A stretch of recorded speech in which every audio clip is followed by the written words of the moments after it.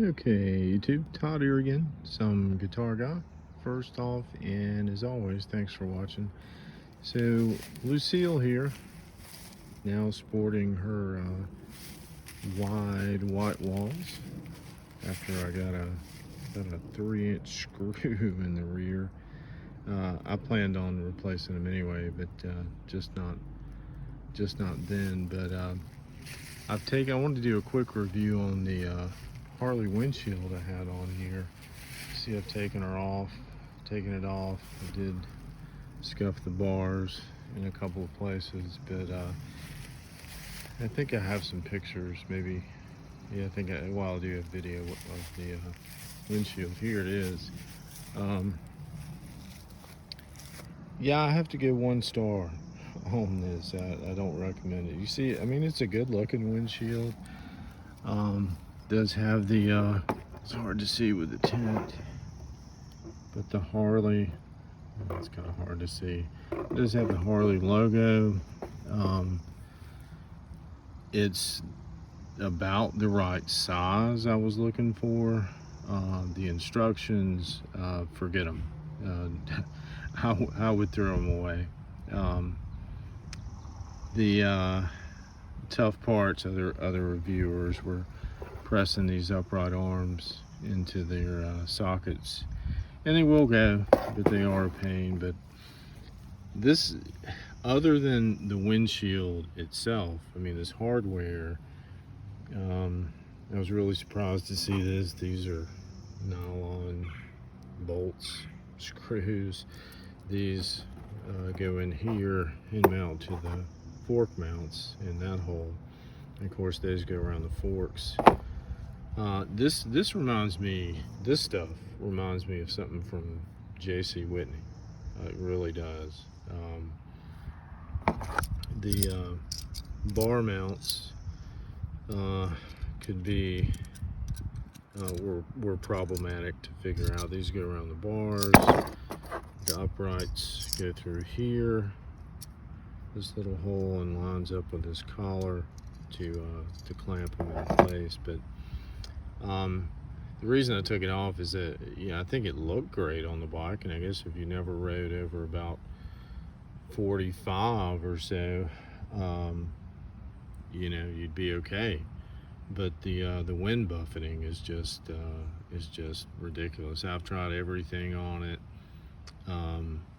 You see, it is kind of made for the sporty, for my ears, sporty.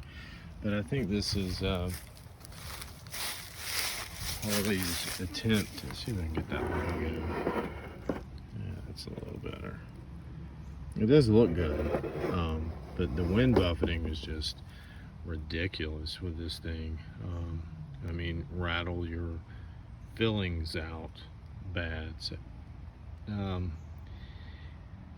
the only other thing I think that may allow that to work, I have these, you know, as far as I know, they were the original buckhorn bars.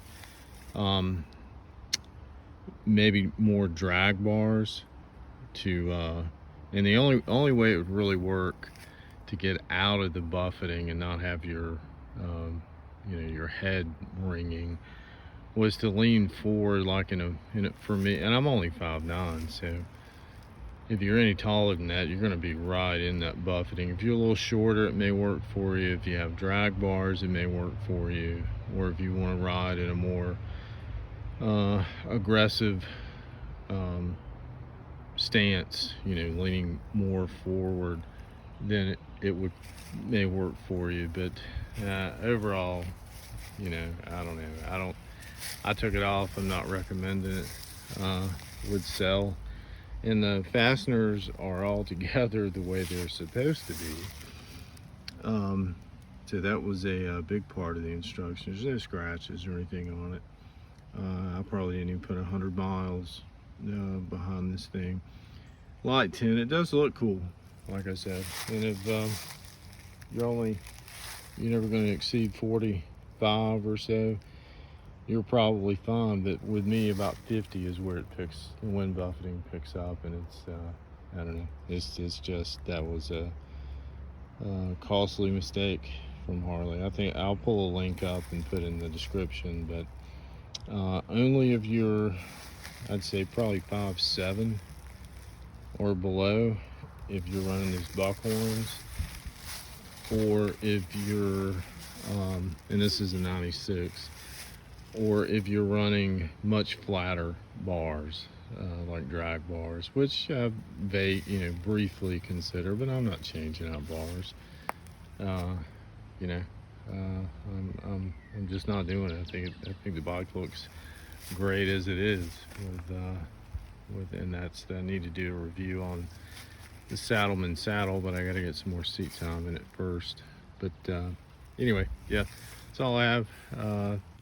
Please remember to like, share, do that whole YouTube thing, and 2 wheels down.